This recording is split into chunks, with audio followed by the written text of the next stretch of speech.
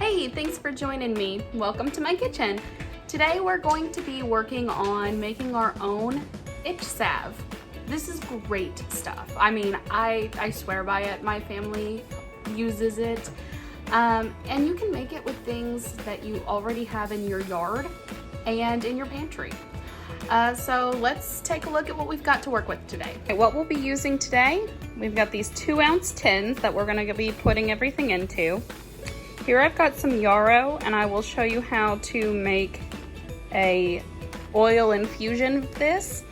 I'm actually out of plantain, so I've got plantain oil from Mountain Rose Herbs. They're one of my favorite places to buy herbs from. And I've also got yarrow tincture to be using for this because obviously my oil will not be ready yet. In this jar I already have quite a bit of yarrow that I've saved up from over the summer. What we will need for this particular recipe, got beeswax, olive oil, plantain, and yarrow. You can also add different essential oils if you're wanting to. Today I'm going to be adding tea tree. Okay, first I've got my mortar and pestle. I will show you first how to make a nice yarrow oil infusion. I'm using organic extra virgin olive oil. I've got my dried yarrow. This is something that I've picked from my home. What we're going to do first is we are going to add a little bit of it to our mortar and pestle, and I've got the leaves and the flowers here,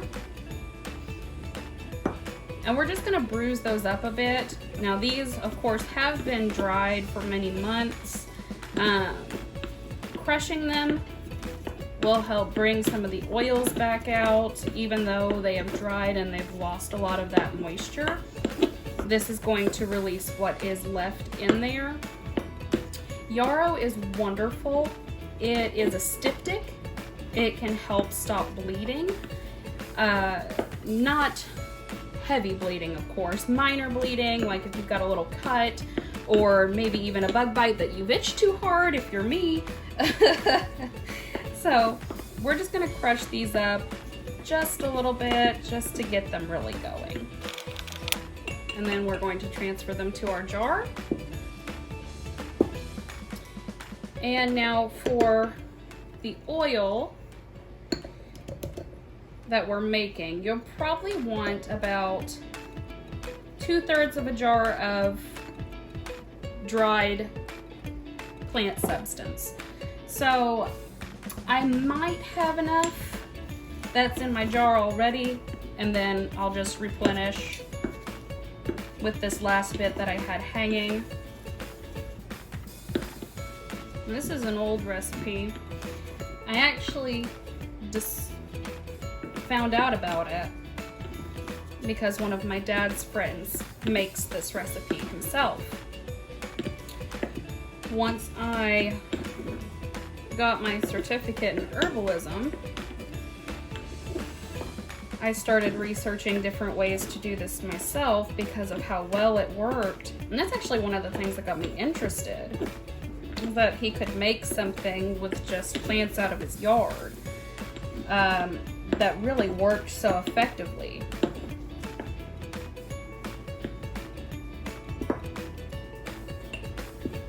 You kind of want to pack that in there loosely. You don't want it super smashed down.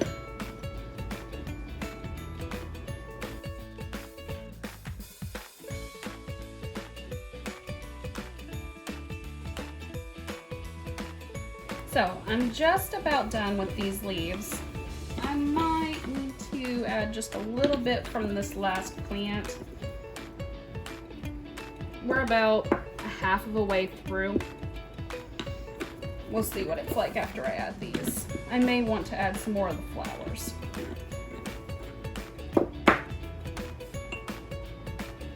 Now you don't want to really pulverize them into like a dust. That'll make it harder to strain out later.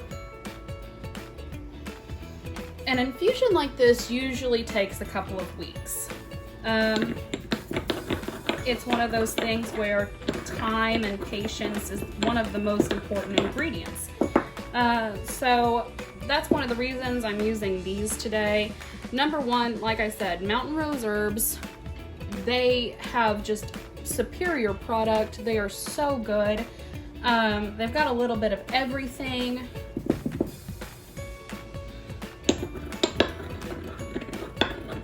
And it's all like medical or food quality grade.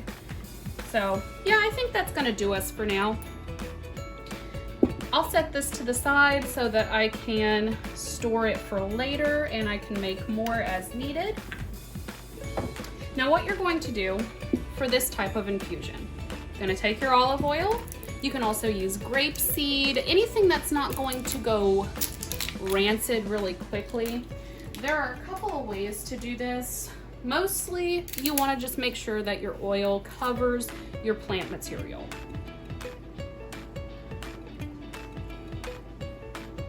We're going to cover it completely. We're going to leave about an inch of space at the top.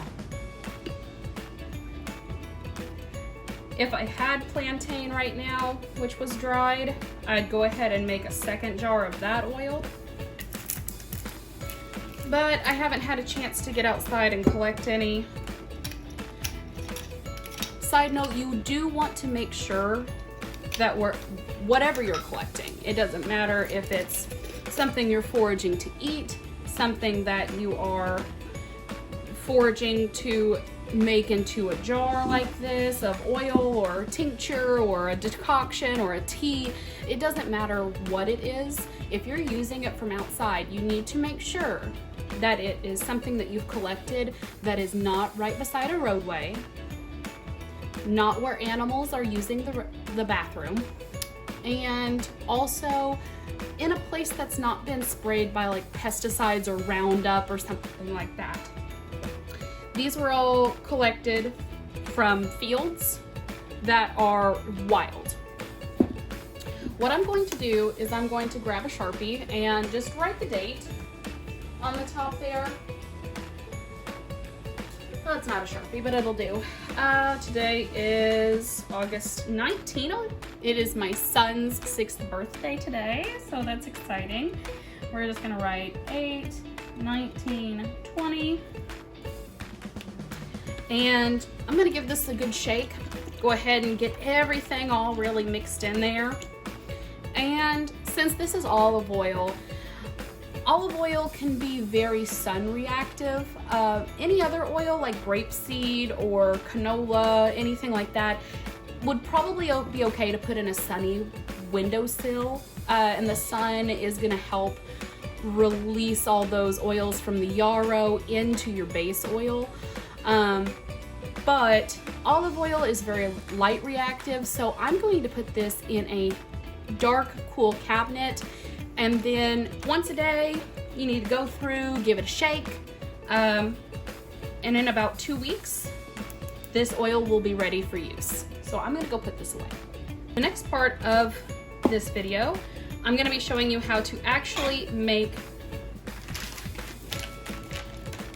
our plantain salve. The beeswax that I have comes in 1 ounce bars. I would suggest pellets for something like this if you have them, because they'd probably be a little bit easier to work with. I am going to have to grate this, which does take, of course, a little bit of time, so I'll probably speed up through that. But you're going to need 1 ounce of beeswax to 1 cup of your plantain oil, and then you will add a little bit of your yarrow.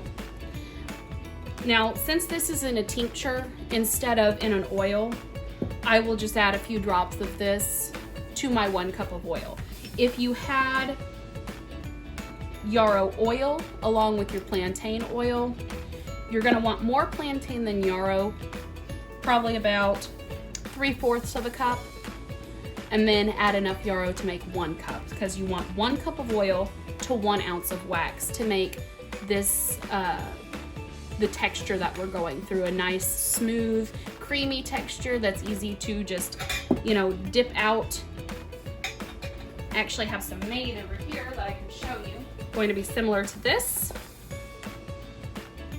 Really easy to dip out and rub on. It's very smooth. And now this one I used grapeseed oil on. It doesn't soak into the skin as quickly, but it is very nourishing for the skin. And when it dries, unlike olive oil, it doesn't leave a greasy film. It does just take longer to soak in and dry. So that's why I prefer it, but I'm out, so we're using olive oil today.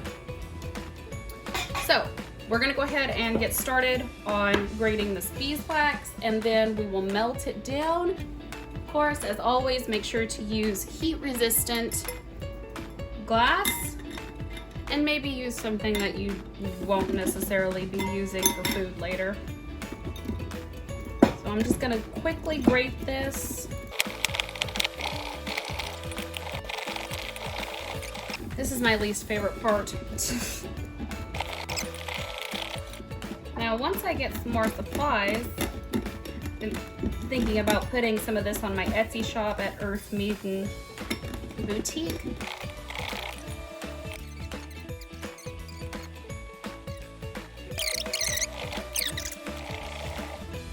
Be super careful of your fingers when attempting this. This last chunk is getting a little bit too small for me to grate easily, so I'm just gonna chop it up with a knife. Maybe use one that you're not a big fan of using. Which of course you can just chop it into small pieces from the get-go instead of grating it, but I find that grating it makes for a more smooth, quick, and even melt. That's just my personal experience. Everyone has different opinions on that, of course. So let me get these little tiny bits here that I dropped. Now we're going to add our oils. As you can see, I've only got a 1/4 cup of this plantain oil left, so I will fill up the rest of it with regular olive oil. It's not going to be as potent, but it should still work just fine.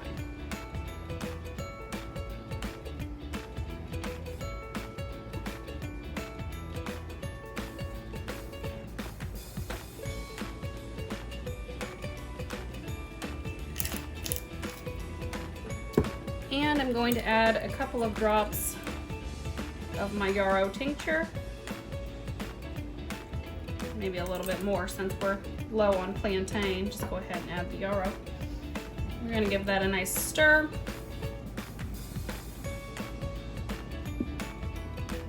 Make sure that's really well incorporated.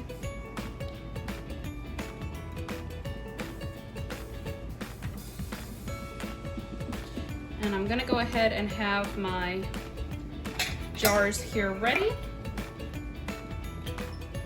All right, we've got our beeswax added to our pot. We've got it over medium heat, medium-low heat. We don't want to do this too quickly. And then we are just going to add our oil right in there.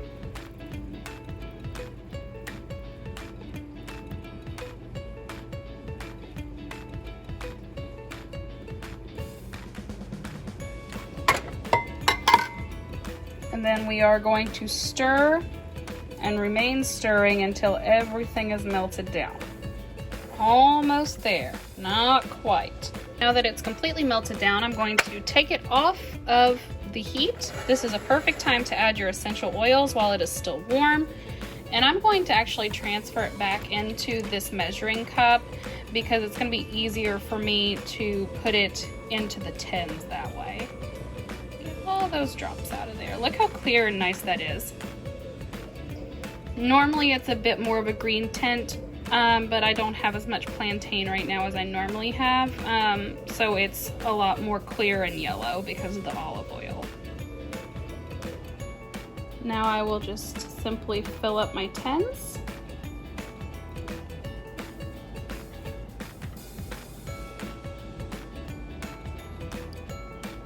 got some more around here somewhere. I can fill them up too. And then you will just allow it to cool. Here, these drips here have already started cooling quickly. I've got a really great texture already.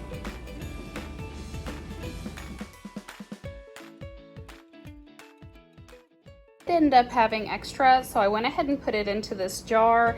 Now you can see it's already cooling. It will go ahead and solidify, but whenever these tins or my other tins run out, all I have to do is melt this back down, and then I can pour it and refill my tins.